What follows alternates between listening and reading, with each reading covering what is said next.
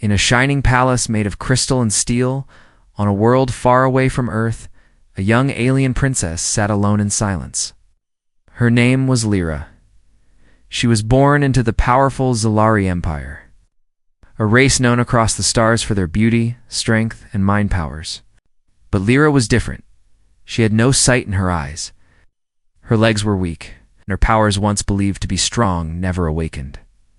The royal family called her a disappointment, a broken child.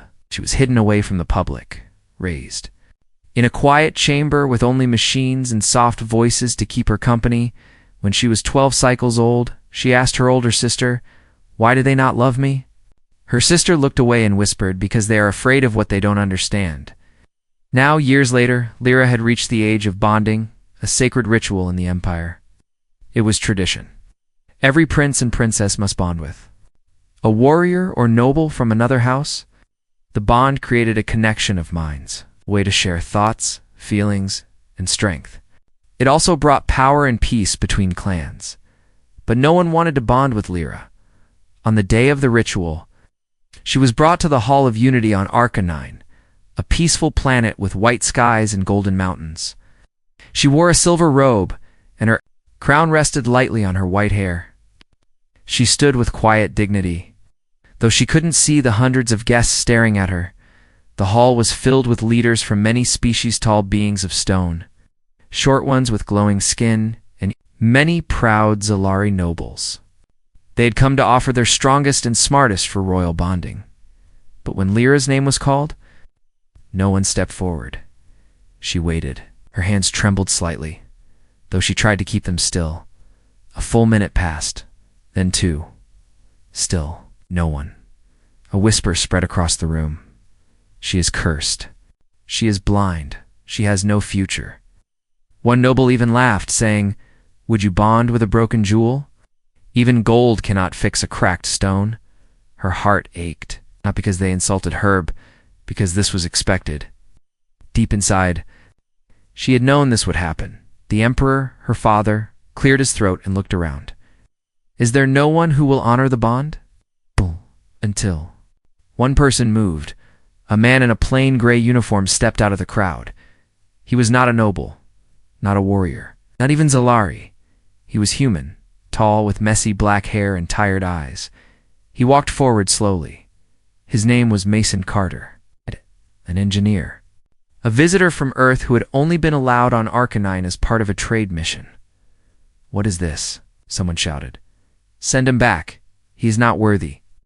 But Mason kept walking. He reached the edge of the platform, looked at Lyra, and said, "I will bond with her." The hall exploded in noise.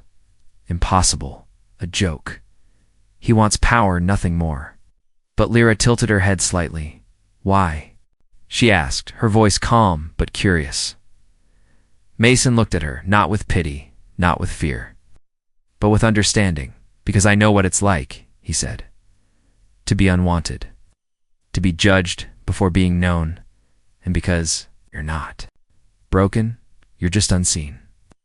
The bond master, an old being with long robes and glowing eyes, looked at the emperor. "Shall we begin the ritual?" The emperor hesitated. His face was tight with anger. But tradition could not be broken. He gave a slow nod. The master stepped forward. Placing the crystal ring between Lyra and Mason, "Place your hands together," the master said. Mason reached out, and Lyra slowly placed her hand in his. The crystal lit up soft at first, then brighter. A golden light wrapped around their hands. The bond had formed, but something strange happened. Mason's mind was filled with images. A cold room, a small girl crying alone, the sound of a music box. The pain, not just in her body, but in her heart. At the same time, Lyra felt something she had never felt before. Warmth, a voice, a mind that didn't push her away. She gasped. The bond wasn't just accepted, it was strong, stronger than anyone expected, but the emperor stood and raised his hand. "This bond is not recognized by the court. He is not of royal blood. This is a mistake." Lyra turned her head toward her father. "It may be a mistake to you, but to me, it is the first time I feel alive." Gasps again filled the room. The Emperor's face darkened. Then you will leave, both of you. The court will not protect you. Mason looked at Lyra. Are you okay with that? She smiled softly. Was born in the dark. I have never been protected. They walked out together, hand in hand. The princess, who no one wanted, had finally been chosen. But their story was just beginning. Asterisk after leaving the Grand Hall. Mason and Lyra stepped into the cold night air of Arcanine. The white skies above glowed softly. But Mason felt every eye watching them with judgment and with anger. No guards followed them. No servants helped them. The Empire had truly abandoned them both. Mason guided Lyra carefully down the marble steps. Even though she could not see, her hand felt steady in his. Her silver robe dragged behind her, and the wind caught her white hair, but she held her head high. Where are we going now? She asked, her voice soft but clear. To my ship, Mason said.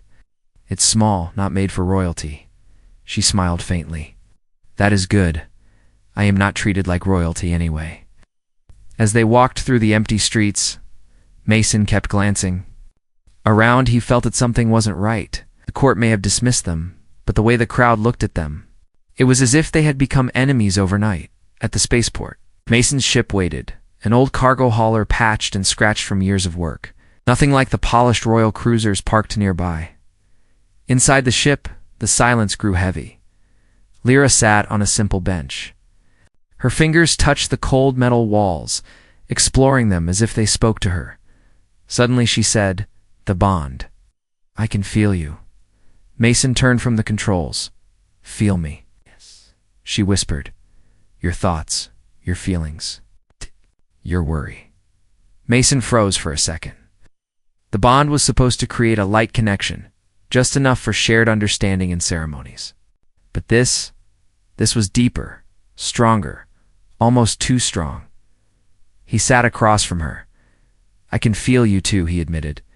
"You're sad, you're afraid, but also strong. You've always been strong, haven't you?" Lyra tilted her head. "No. One has ever said that to me before." That moment, they both fell silent again, but it was not uncomfortable. It was like a quiet conversation was happening without words through the bond itself. Suddenly, ship shook, an alarm blared. Mason jumped up, checking the sensors. Royal Patrol was scanning his ship. But why? They had been banished. Why? Would the Empire still watch them? Then, a message flashed on his screen. "Do not leave orbit. Orders from the Emperor." Lyra stood slowly. She could not see the screen, but she felt the message through the bond. She felt Mason's worry, and she felt something else outside danger. "They want to keep us here," she said calmly. "They are afraid of me." Mason took a breath. "They can't stop us. Not if we leave now." Lyra walked toward him, unsteady but graceful. She touched his shoulder. "Then we go." The engines roared to life. Mason pushed the throttle, but at that same moment, 2 Imperial ships closed in, blocking their path.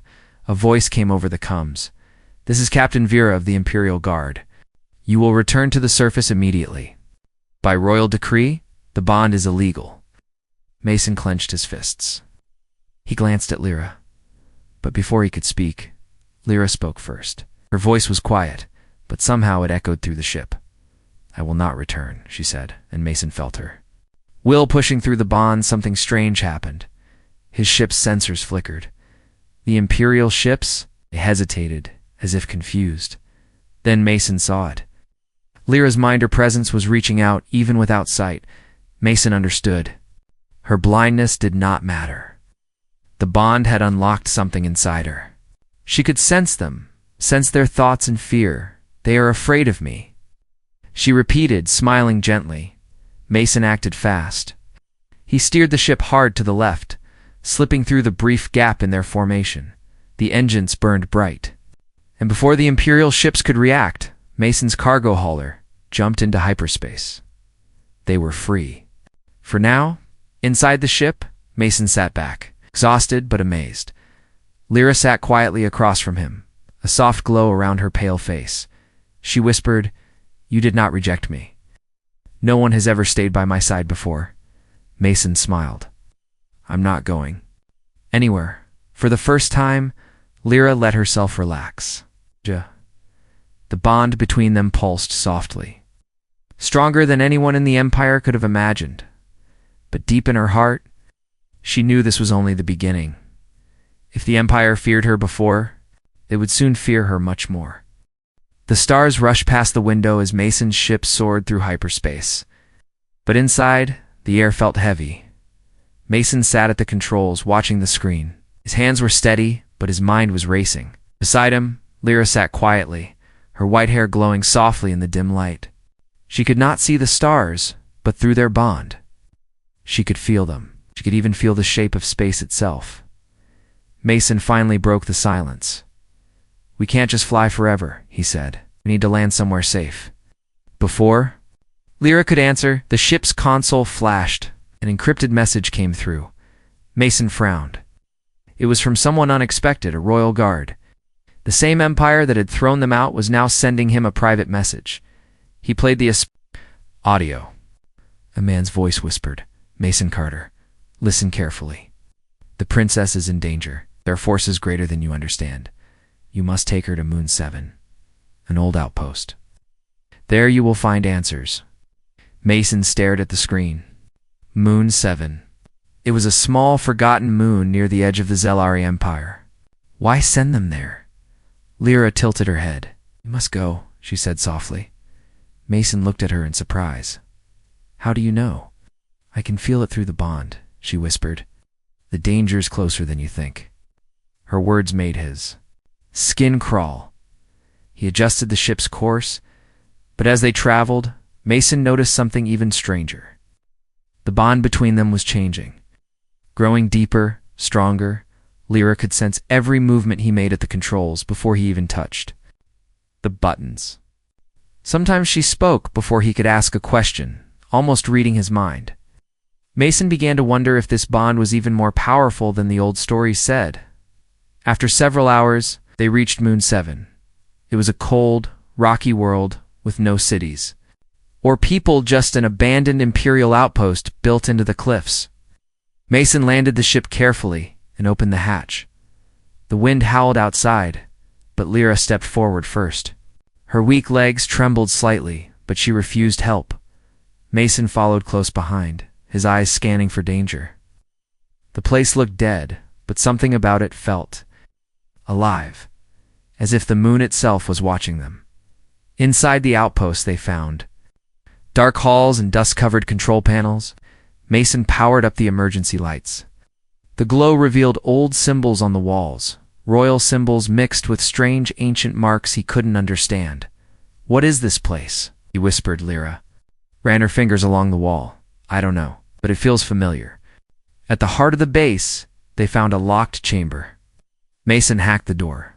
When it opened, the lights inside flickered on automatically. There, in the middle of the room, was a tall crystal structure, glowing faintly with a golden light. Instant they stepped closer. Lyra gasped and held her head. Her mind filled with voices, ancient voices, speaking in languages she didn't know, but somehow understood. Mason reached for her arm to steady her. Then a recording activated. A hologram appeared, an old alien, dressed in robes of a forgotten age. "Welcome, daughter of the royal line," the hologram said. "If you have come here, it means the time has arrived." Mason and Lyra froze, listening carefully. The hologram continued. "The truth has been hidden from you. Your blindness, your weakness, they were no accidents. You were born during the alignment, a rare moment when the stars gave you the gift of deeper sight, a gift your family feared. They weakened you to control you." Lyra's hands trembled. She felt the truth deep in her bones. The hologram spoke again, "But the bond has restored what was taken. Only with a human could this bond awaken your true power. Now you must learn quickly, and the Empire's enemies know this secret too, and they will come for you both." As the hologram faded, Mason looked at Lyra. "So, your family poisoned you," Mason said quietly. "To keep you weak? To hide your power?" Lyra nodded slowly. "And now, they're afraid of what I might become." Mason placed a gentle hand on her shoulder. "Then we train here. We learn everything we can. We prepare, 'cause they will come. Lyra's blind eyes stared ahead. Inside she was changing. She could feel the moon itself. She could sense the stars above. And through her bond with Mason, she could sense herself for the first time, complete and whole. But outside, far. Above Moon 7, unseen ships had already arrived. And soon, the hunt would begin. Moon 7 felt colder than before. The ancient walls of the abandoned outpost groaned as wind swept through cracks, whispering like ghosts from the past. Inside, Mason worked quickly, checked old weapon systems, recharged energy cells, and sealed the entrance doors. He didn't know how much time they had, but he could feel danger coming. Lyra sat cross-legged in the center of the chamber, her hands resting on her knees. Though her eyes were blind, she was not helpless. Since they arrived, she had changed, grown, stronger. Through their bond, Mason felt her mind becoming sharper, deeper, like a river waking up after a long freeze. Suddenly, she spoke without turning her head. "They are here." Mason froze. "How many?" Her lips barely moved. 3 ships. Small, fast, armed. As if her words triggered fate itself, the outpost shook violently. Dust rained from the ceiling. An explosion rocked the main entrance. Mason grabbed an old blaster and ran to the viewing port.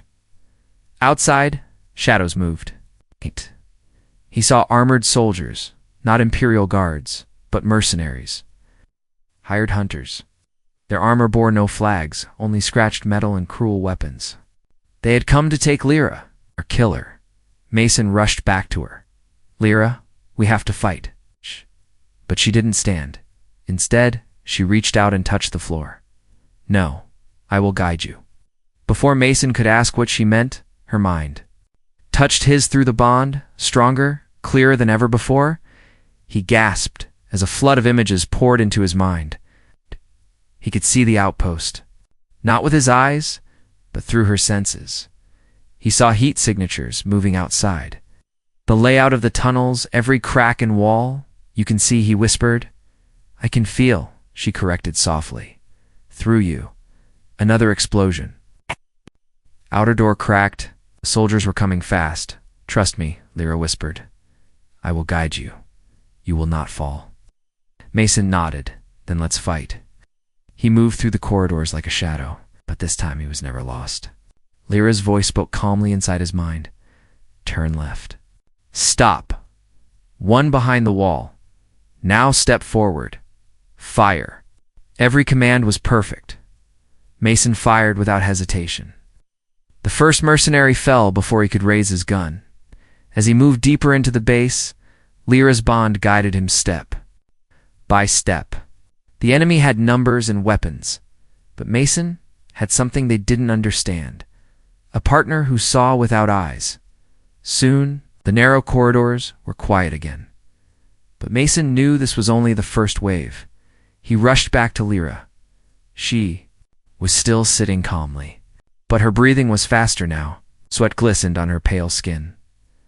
"Are you okay?" he asked gently. She nodded. "The bond, it takes energy, but I am fine." Suddenly a loud noise echoed through the base. The mercenaries had deployed a drilling device, a massive machine that was chewing through the rock wall.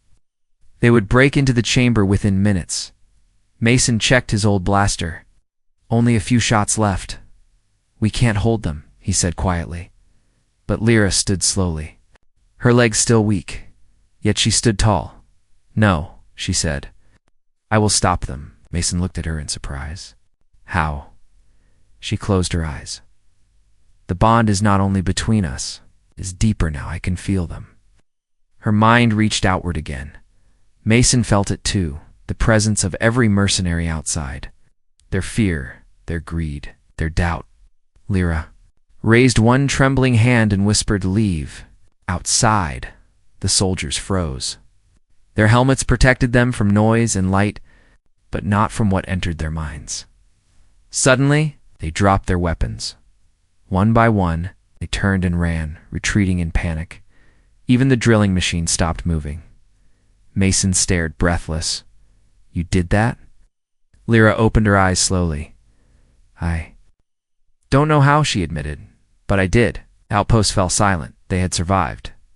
For now, Mason walked toward her and gently took her hand. You're incredible, he whispered. But Lyra's face was serious. This is just the beginning, she said.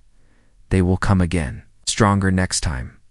Mason nodded. Then we'll be ready, he promised. Outside, the stars above Moon 7 shone cold and distant. But inside that old outpost, something powerful had awakened. The Empire may have abandoned her. The mercenaries may have tried to break her. But Lyra was no longer a helpless princess. She was becoming something more. Days passed on Moon 7. The abandoned outpost, once cold and lifeless, felt alive now. Inside its stone halls, Lyra trained and changed. Her body was still frail, but something deeper had awakened. Through the bond with Mason, she could sense every wall, every crack, even the stars above. She felt Mason's heartbeat from across the room, felt when he was worried, when he was calm, and when he doubted himself, even before he said a word. Mason watched her closely. Every day she walked farther without help. She touched the walls, lightly with her fingertips, not to guide herself, but as if she was reading the world through them. One evening, Mason placed a cup of water quietly on the table. Before he could speak, Lyra turned her head and said, "Thank you." He froze. "How did you know?" "Felt your intention," she answered softly. That's when Mason realized something. This bond was no ordinary psychic link. The ancient hologram had hinted at it, that Lyra's power was tied to the rare alignment when she was born, but now it was clear. Her blindness had only hidden what she truly was, a seer of thoughts and feelings, a mind able to touch the invisible, and Mason was the key that unlocked her gift. But not everything was peaceful. At night, Mason checked the scanners carefully. Enemy ships still searched for them, but their location was still secret, but not for long. One morning, Lyra woke early. She sat quietly in the center of the chamber, her white hair falling over her shoulders. Her face looked calm, but Mason felt her tension through the bond. "What's wrong?" he asked. Lyra didn't answer at first. Then she whispered, "I can feel." "Others? Other people?" "No," she said softly. "Other minds, strong. Minds, far away, but watching." Mason's skin tingled. "Are they coming?" he asked. Lyra nodded slowly. "Yes, they are preparing. The Empire is afraid. But not just of me now. They fear us. The bond has made me stronger, and it has made them desperate." Mason sat beside her. "Then we can't hide here forever," he said gently. Lyra's fingers brushed the floor. "I don't want to hide anymore," she whispered. "I want to understand who I am, and why the Empire was so afraid from the moment I was born." Mason nodded. "Then we'll find the truth together." That day, their training became something different. Before, Mason taught her how to balance, how to walk, how to hold a weapon. Now, Lyra guided him to She, taught him how to feel through the bond, how to sense emotions from far away, how to predict movements before they happened. In one exercise, she asked him to close his eyes. "Now, fight me," she said. Mason laughed nervously. "How? I can't see anything." But Lyra smiled gently. "Trust the bond," she said. He did, slowly. He began to sense her movements before she made them, a soft feeling in the bond that told him when she would strike, when she would step back. For hours they practiced, and by evening, Mason realized something. Together, they were faster, stronger, and more in sync than any fighter he had ever seen. That night, they sat by the old control panel and shared a quiet meal. Mason looked at Lyra and smiled. "You're becoming powerful." But Lyra's smile faded. "Powerful, but why?" she asked softly. "Why did the bond unlock this? Why only with a human?" Mason didn't have an answer, but deep inside, he knew this was no accident. Before they could speak again, the scanner beeped sharply. Enemy ships, they were coming. Not just mercenaries this time, but Imperial warships. Mason's face hardened. "They found us." Lyra stood slowly. "I'm ready," she said calmly. Her blind eyes stared straight ahead. But inside, Mason felt her courage, her power, and her readiness to face whatever was coming. And this time, she would not run. She would stand. Asterisk, the warning lights flashed red inside the old outpost. Mason stared at the scanner. 3 Imperial warships closing in fast. These were not mercenaries. This was the Empire itself. Their time on Moon 7 was over. Mason rushed to prepare the ship. But before he could speak, Lyra placed a hand on his shoulder. Even though her blind eyes could not see, her presence felt powerful, stronger than ever. "No," she said calmly. "Hey, we don't run this time." Mason froze. "Lyra, we can't. Fight warships." She shook her head gently. "I don't mean with weapons. I mean with truth." Mason frowned. "Truth," Lyra nodded slowly. "It's time you know everything. In time I accept who I am." She led him back to the central chamber where the ancient crystal still glowed faintly. "I felt something when we arrived," she whispered. "This place, it holds answers. Answers about why I'm different."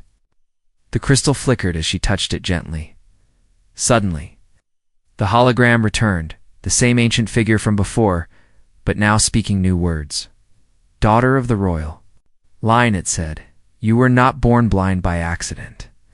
During the alignment, the stars gave you a gift, the gift of true sight, the ability to sense thought and feeling. The Empire feared this. They called it dangerous." Mason listened carefully, his heart pounding. The hologram continued, "Only a human mind could unlock this power fully." Why? Because humans are unique among the races of this galaxy. Their emotions, their will, their unpredictability, all create a bond that no other species can match. The ancient prophecy spoke of this. A child of the stars will rise, but only with the hand of a human shall they awaken. Lyra's breath caught in her throat. Her whole life she had thought she was weak. A curse, a mistake. But the truth was far greater. She was born to hold this power, and the Empire had feared her from the beginning. "They poisoned me," Lyra whispered, her voice shaking. "Not out of cruelty, but out of fear." Mason stepped closer, gently taking her hand. "They wanted to control you," he said quietly, "but they couldn't. Not anymore." The hologram spoke one last time. "When the Empire discovers this truth, they will come to destroy you both. The bond between you is rare, but it can change everything. You stand together, you can show them what they fear most. Unity." Is. The hologram faded. Lyra straightened her back, no longer unsure, no longer afraid. She turned to Mason. "They want to destroy me and silence this bond forever," she said. "But we will not hide. We will face them. We together." Mason nodded, his voice steady. "Then let's prepare," he said. Outside, the Imperial ships descended through the atmosphere. Inside, Lyra and Mason stood side by side, a blind princess who could feel every thought, and a human who had given her the strength to awaken. In that moment, Mason felt something shift inside their bond. It was no longer just a connection between two minds. It was something more, a fusion, her strength and his courage, blending together.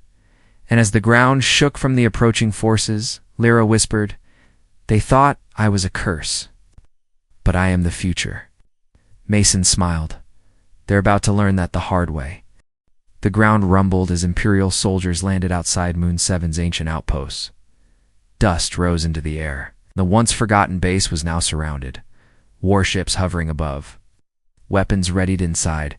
Mason prepared his old blaster, knowing it would not be enough. But he stood tall anyway. Across from him, Lyra stood calmly in her silver robe. Her white hair fell over her shoulders, and her blind eyes looked straight ahead. But Mason knew she didn't need sight. She felt everything through their bond. Mason felt her mind reaching out, far beyond the stone walls. She could sense every soldier outside, every pilot in the ships above, every thought filled with fear, confusion, and doubt. The Imperial commander's voice boomed through a speaker. "Princess Lyra of the Zalari Empire, surrender immediately. You are declared a threat to the peace of the Empire. Come out and you will not be harmed." Lyra smiled softly. She could feel the lie behind those words. "They still think I am weak," she whispered. Mason stepped beside her. "They don't understand who you've become." She turned her head toward him, her voice calm but strong. "I became this because of you," she said. "Because you didn't see me as broken. You saw me as whole." Then she took a step forward, not hiding behind walls or weapons, but walking out into the open. The soldiers aimed their rifles at her, but she raised one hand slowly, and the world changed. Mason watched in awe as a golden glow spread from her fingertips. It wasn't light, it was thought itself. Her mind touched every soldier, every pilot, every commander at once. In that moment, they felt what Mason felt. They felt her loneliness, her pain, her courage, her will. Some dropped their weapons, overcome with guilt. Others stepped back in awe. Even the commander froze, unsure what to do, and then the Imperial ships slowly lowered their weapons. A message spread across there, comes not spoken by any officer, but felt in their minds. This is no enemy. This is your future, inside the command ship. The officers looked at each other in shock. The Emperor's orders were clear: destroy the princess if she resisted. But none of them could act. Their thoughts were now touched by Lyra's gift. Mason stepped outside to join her. Together, they stood before an entire army, and no one fired a shot at that moment. Lyra became more than a princess. She became a symbol, a legend. The blind child, once abandoned by her own family, now stood unshaken before the Empire itself, and through the bond with a human. She had awakened a power no one understood. Later, word of what happened on Moon 7 spread across the stars. Stories were told in every corner of the galaxy. The blind princess who saw without eyes. The human who refused to leave her side. The bond that no empire could break. And as peace slowly began to return to the Empire, Mason and Lyra remained together, not as ruler and protector, but as equals. Their bond was more than psychic. It was trust, it was unity, and it was the proof that two souls from two very different worlds could change the galaxy together.